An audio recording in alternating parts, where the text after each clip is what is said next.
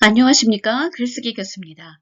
오늘은 대학에서 글쓰기를 지도하는 교수가 직접 알려드리는 글쓰기 잘하는 10가지 방법에 대해 설명드리겠습니다.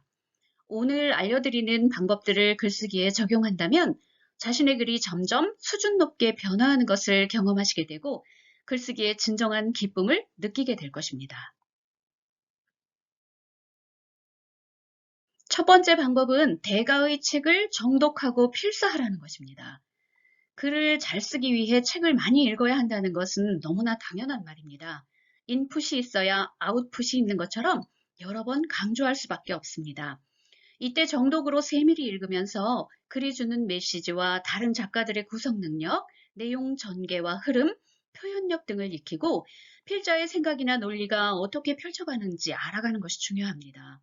또한 자신의 삶에 도움이 되는 지식과 정보를 얻고 삶의 가치, 철학적 사유 등을 발견하는 것이 제대로 된 독서라고 할 수 있습니다. 특히 필사는 책을 더 깊이 읽고 내면화하는 매우 훌륭한 방법입니다. 필사를 하면 눈으로 읽은 책을 다시 손가락의 감각으로 쓰면서 읽고 손으로 쓴 것을 다시 눈으로 확인하는 3단계의 독서를 하게 됩니다. 필사는 대가들의 재능과 사고방식과 문장력을 배울 수 있을 뿐만 아니라 이해 어휘를 표현 어휘로 습득하도록 돕기 때문에 글 쓰는 기술을 저절로 연마할 수 있게 합니다. 세종대왕의 학습법으로 알려진 백독백습, 즉 100번을 읽고 100번을 익힌다는 것도 같은 맥락입니다. 두 번째 방법은 자신만의 이야기를 써보는 것입니다. 처음부터 전문적인 내용의 글을 쓰기는 쉽지 않습니다. 이성적이고 객관적이며 정보와 지식이 담긴 글은 글쓰기가 숙달된 후에 써도 늦지 않습니다. 그러나 자신의 이야기를 풀어내는 것은 어려움 없이 글을 시작할 수 있게 합니다. 자신이 살면서 경험했던 사소한 이야기부터 자신이 중심이 되는 이야기를 써본다면 보다 쉽게 써질 것입니다. 자신의 경험 이야기를 쓸 때는 자세하고 구체적으로 흥미로운 이야기를 만드는 것이 무엇보다 중요합니다. 여기서 이야기란 등장인물의 갈등, 사건과 해결의 서사구조, 또 누군가의 성장 과정을 담아야 읽는 사람을 몰입시키고 관심을 끌게 합니다. 이렇게 쓴 자신만의 이야기는 글이 좀 투박하고 거칠더라도 독창성과 진정성을 확보할 수 있고 공감과 감동을 줄 수 있습니다.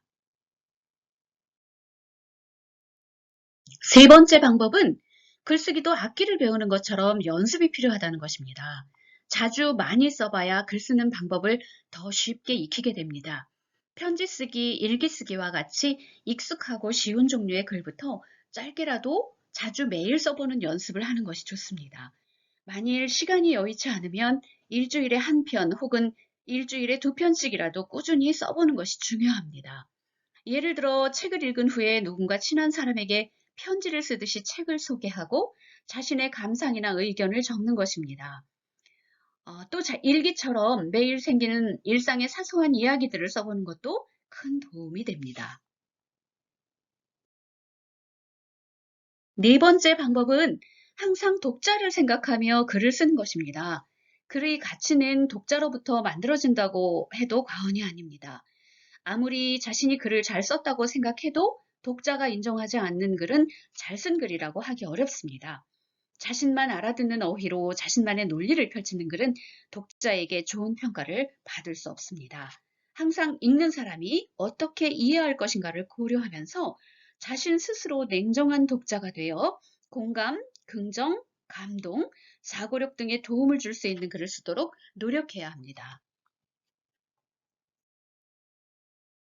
첫 번째는 다양한 경험에서 글감을 찾으라는 것입니다.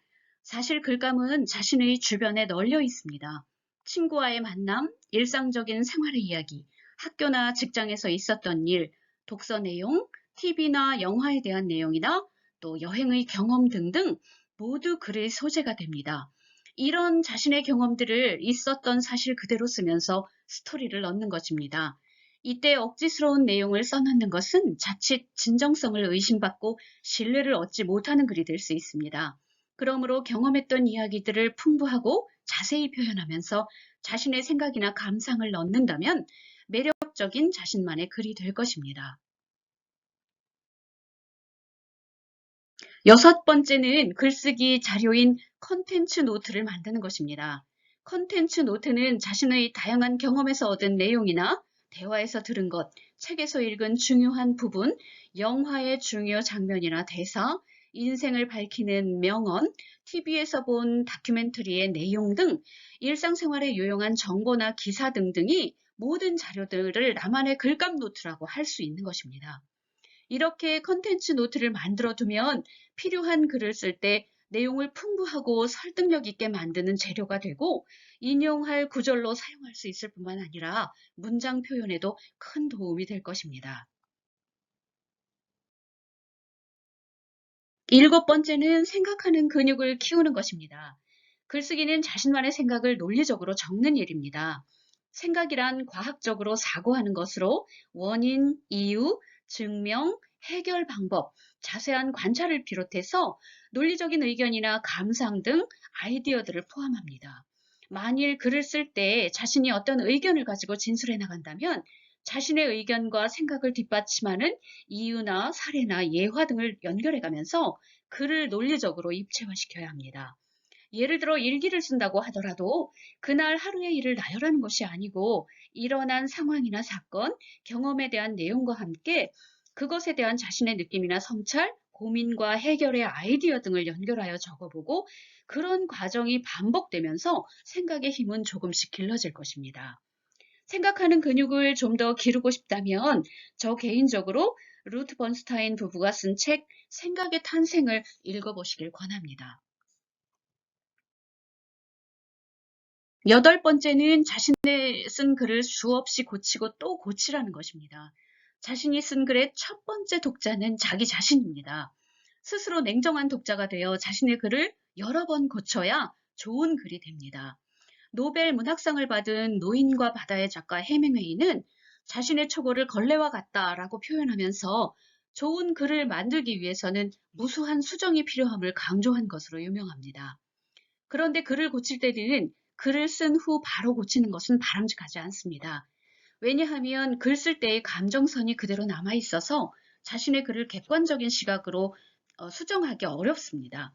따라서 초고를 쓰고 나면 잠시 다른 일에 집중했다가 머리를 환기시키신 후에 혹은 하루가 지난 후 다시 읽어보면서 수정한다면 더 훌륭한 글이 될 것입니다. 이때 글을 수정하는 세 가지 원리로 부가와 삭제와 재구성이 있는데 부가는 부족한 내용을 첨가하는 것이고 삭제는 필요 없는 내용을 지우는 것이며 재구성은 필자의 의도가 제대로 전달되도록 글의 구조를 바꾸는 것입니다. 또한 글을 수정할 때는 첫 문장부터 수정하려 하지 말고 전체적인 글의 흐름, 글의 연결성과 통일성, 그리고 단락 구성의 적절성 등을 확인하신 후에 마지막으로 문장과 맞춤법의 순서로 수정하는 것이 좋습니다. 아홉 번째는 글쓰기 친구를 만들라는 것입니다. 글쓰기 친구는 다양한 글쓰기의 정보를 공유할 수 있고 글쓰기에 지치지 않도록 격려가 되며 서로를 자극하여 성장시키는 에너지가 됩니다. 특히 글을 쓴 후에는 서로 피드백을 해줄 수 있을 뿐만 아니라 글의 장점을 더 발전시키고 단점을 보완할 수 있게 돕는 역할을 합니다. 실제로 글쓰기에 도전하는 많은 사람들이 동호회나 소규모의 글쓰기 모임에서 글을 잘 쓰기 위한 방법 찾기와 글쓰기를 실천하며 자신감을 얻고 있습니다. 좋은 글쓰기 친구를 만든다면 글을 잘 쓰는데 분명 큰 도움이 될 것입니다. 마지막 열 번째는 자신의 글쓰기 문제를 점검해 보라는 것입니다. 문장 쓰기나 단락 쓰기와 같은 기초적인 문제가 있는지, 주제 설정을 잘 못하는지, 서두 부분에서 글의 시작이 어려운지, 혹은 본론의 내용이 논리적이지 못하거나 장황해지거나 주제에서 벗어나는지, 또 마무리를 잘 못하는지, 갈래별 글쓰기를 잘 못하는지 등의 문제점이 있다면 이것을 파악해서 그 문제를 해결하고자 노력해야 합니다. 이렇게 노력하는 것만으로도 글쓰기를 잘할 수 있는 자세를 갖는 것입니다. 지금까지 대학에서 글쓰기를 지도하는 교수가 알려드리는 글쓰기 잘하는 10가지 방법이었습니다. 오늘 강의가 도움이 되셨다면 좋아요와 구독 버튼을 눌러주세요. 감사합니다.